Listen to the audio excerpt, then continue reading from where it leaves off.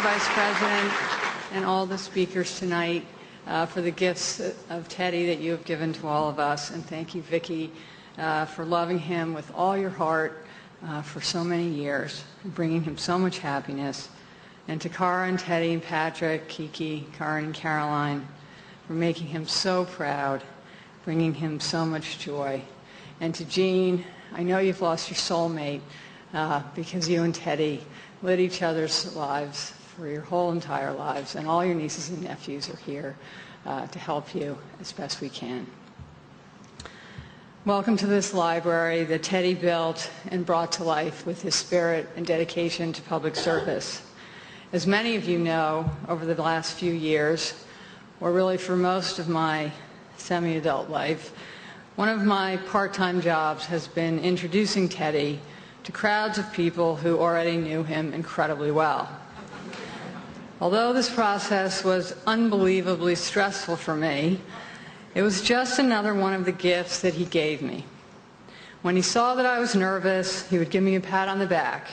When he knew that I was sad, he would call up and say, "I've got a great idea. There's a convention coming up, and maybe you'd like to introduce me." And off I would go on another adventure in public speaking. But no matter how nervous I was, I always knew that when I stepped down from the podium, I would get a big kiss and hear him whisper, "Now I'm going to get you back." And I can't believe that's not going to happen tonight. The other night after Vicki called, Ed and I went outside. It was a beautiful summer night. The moon had set, there was no wind, the sea was calm, and the stars were out.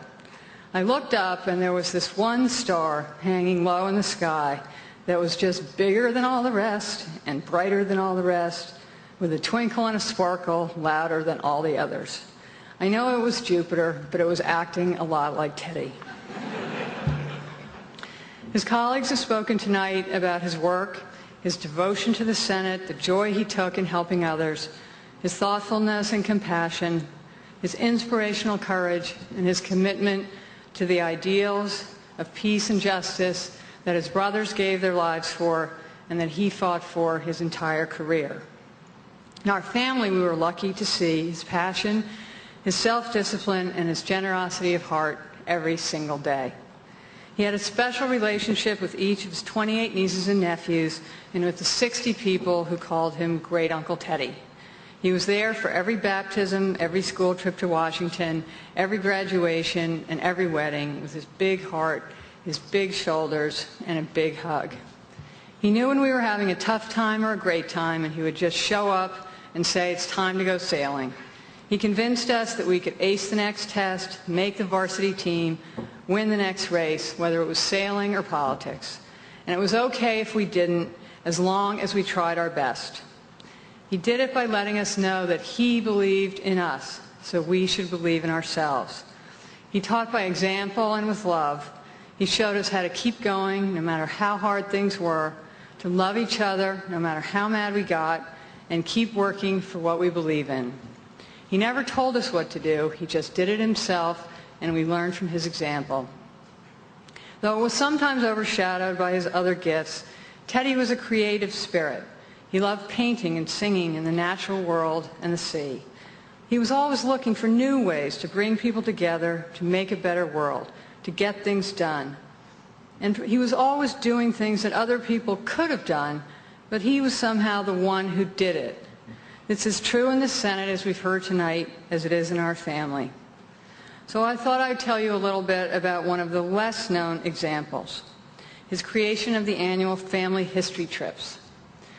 Visiting historical sites is something anyone can do, but Teddy made it into something special.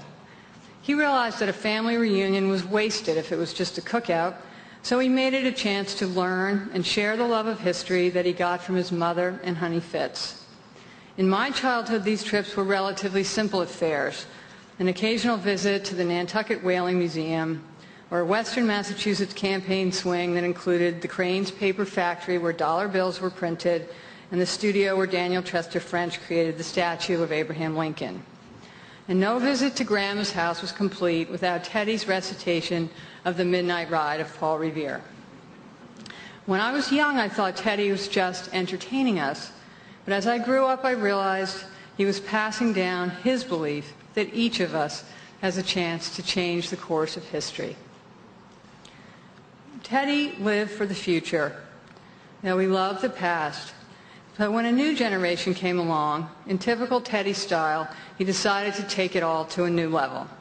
He wanted us all to share his love of being together, his passion for history, and to learn about the sacrifices upon which this country was built, so that we would understand our own opportunities and obligations. He took this on with enthusiasm and his organizational magic, helped, as always, by the extraordinary team that are all here tonight and will be working for him forever.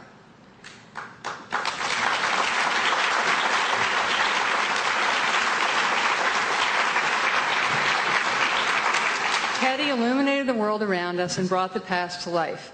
The trips were open to everyone, and although there was always some pre-trip moaning and groaning among the teenagers, no one ever wanted to stay home. We visited the monuments of Washington by night and Mount Vernon by boat. We walked the Civil War battlefields of Antietam, Fredericksburg, Manassas, Harper's Ferry, and Gettysburg. In Richmond, we saw the Tredegar Iron Works and the church where Patrick Henry made his immortal speech about liberty. We went to Fort McHenry in Baltimore, Valley Forge and Constitution Hall in Philadelphia. We walked across the Brooklyn Bridge and learned about the Battle of Long Island. But the culmination of this tradition was our trip to Boston. We took a ride on the old Cape Railway and learned about the building of the Cape Cod Canal. On the way to Boston, we went to Plymouth Rock. When we got here, we visited the USS Constitution, saved by Honey Fitz, Bunker Hill, Paul Revere's house, the Old North Church, the Old South Meeting House, the house where Grandma was born, and the spot where the Irish immigrants came ashore. We toured the Kennedy Library and had a picnic at the Boston Harbor Lighthouse. Although the rule for history trips was that they were day trips only, we all knew that to Teddy, Boston was special. He had a surprise for us, which was that we were going to get the chance to camp out on Thompson Island. He didn't tell us that for most of the year this facility is used for juvenile detention until after we had set up our tents in the dirt. It was about 98 degrees, the bugs were out, it smelled like low tide all night long, and the planes from Logan were taking off and landing right over our heads. We figured Teddy was trying to teach us something, but after a boiling hot 16-hour history day with 20 children under 10, we weren't quite sure what it was. In any event, that was when Teddy decided that even he had had enough of history, finally, and snuck out under cover of darkness on his secret getaway boat and headed for the Ritz. Once again, he had it all figured out. Yesterday, as we drove the same route up from the Cape, I thought about all the gifts that Teddy gave us and the incredible journey he took. I thought about how lucky I am to have traveled some of that journey with him and with all the wonderful people that he embraced, so many of whom are here tonight. I thought about how he touched so many hearts and did so many things that only he could have done. I thought, too, about all the things he did that we all could do, but we just figured Teddy would do them instead. As we drove through the Boston that he loved and saw the thousands of people who loved him back, I realized that it was our final history trip together. Now Teddy has become a part of history, and we have become the ones who have to do all the things he would have done for us, for each other, and for our country.